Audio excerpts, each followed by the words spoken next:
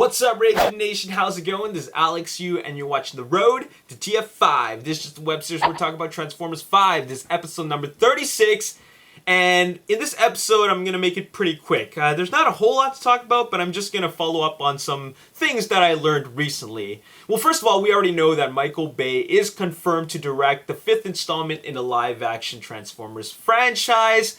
And he's also done with 13 Hours, The Secret Soldiers of Benghazi. He's done all the promotional rounds, so now he can focus 100% on the production of Transformers 5. Now recently, actually last week, he did an interview with Dean Richards at WGN Chicago, and he confirmed that he will be coming back to Chicago to film.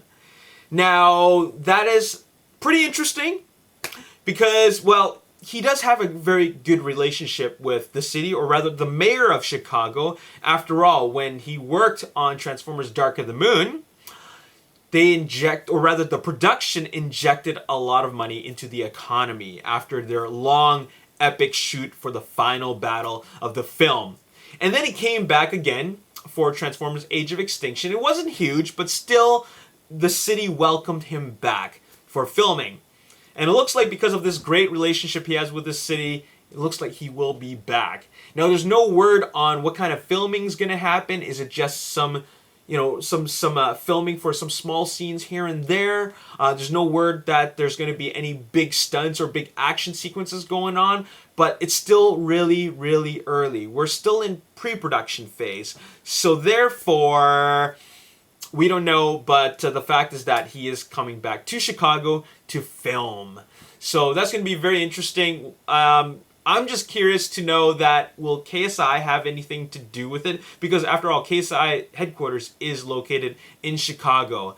So I'm just hoping that they don't have anything to do with KSI, because I thought the whole KSI plot point really is kind of weak because it brings back those weird morphing Transformers, those prototypes, and I didn't really like that because we didn't really get to see them transform. It defeats the whole purpose of Transformers when they're just materializing out of these flying cubes. But anyways, so yeah, Transformers 5, filming in Chicago, that's a done deal.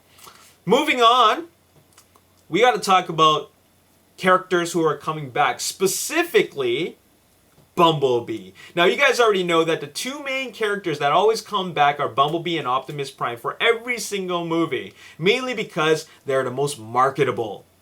They gotta sell toys, so therefore you gotta sell the leader of the Autobots, who is the most famous Transformers character of all time, and then of course you have to have the other character which the kids love to connect with, because, well, kids like to convince their parents to buy toys, and Bumblebee is that favorite character. So they got to bring back Bumblebee. And Bumblebee most likely is going to be a 2016 Camaro. And, well, while we don't know what any of the characters are going to look like, we can at least be positive that Bumblebee is going to be the latest version of the Camaro. He could be a 2016 Camaro, he could be a 2017 Camaro, but the fact is that he's going to be one or the other.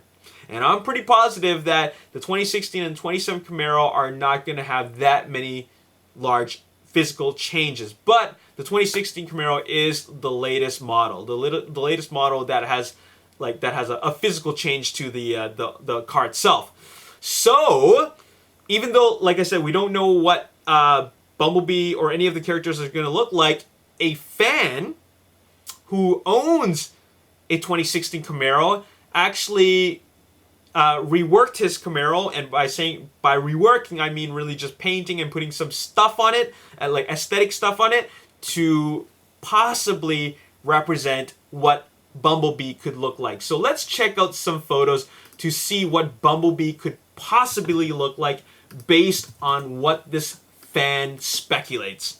All right? So first of all, here is the 2016 Camaro. Now here's the 2016 Camaro from this fan. All right, here's the side view.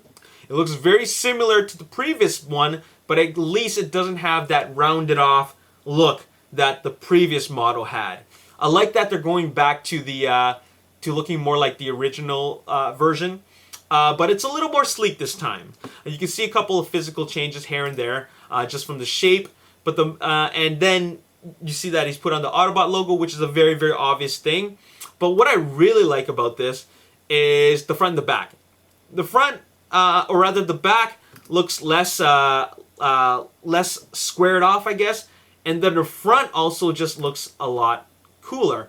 I don't know how to explain it, but it just does. Check that out. It has that kind of aggressive, slick-looking style to it, and this is what Bumblebee could possibly look like. And physically, the shape, I'm pretty sure that he's got it down. I mean, I don't really think there's any much more you can do to it, except maybe change the shape of the spoiler and change the wheels. But other than that, the shape pretty much looks like it's spot on. As for the paint job, it really depends on where they want to put those lines. And based on this fan, he feels that they could possibly put the lines like that. All right. So which is 2 lines that go across, or rather go from the windshield to the front. So there you have it. That's what Bumblebee could look like. He's probably going to be a 2017 model. There might be a few changes here and there, but this is just a speculative representation of what Bumblebee could look like. And really, to be completely honest, it's really not that surprising, because there's only so many things you can do with Bumblebee, and with Bumblebee being a Camaro. So he's just going to be the newest and latest version of the Camaro. He's typically, or actually has always, kept the same theme, and that is yellow with black stripes. So you can't expect him to have that many changes. So seeing what I see here is no surprise to me. So what do you guys think about that? Let me know any of your thoughts in the comment section below. I guess I'm happy to see them filming, or happy to know that they're filming in Chicago, mainly because that with the relationship he has with the city, he can be given a lot of freedom. There's a lot of there's less limitations as to what he can do in that city. After all, he has blown up a huge section of downtown Chicago. So if they let him do that, who knows what they'll let him do this time. And you know Michael Bay, he always likes to outdo himself every single time. So there you have it. That's all I really got to talk about. By the way, we're starting up A3 Review Season 7. I want you to head over to youtube.com/A3Review. Hit that subscribe button. Do it right now, because what we're going to be bringing to you guys is the next season of the A3 Review, where we will be reviewing more Transformers and more third-party products, and it's going to be exciting. So I want you guys to subscribe, show us some support.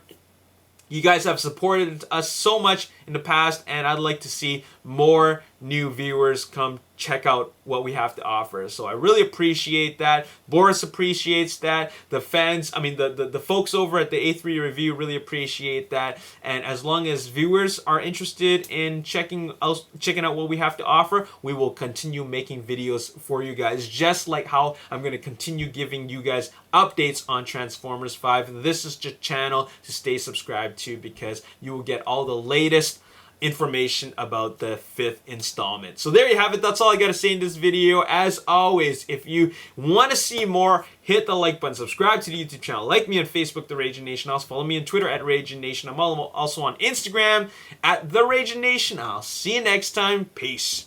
Film. So that's why I'm slightly disappointed that we're not seeing a different vision, but a part of me is also excited. I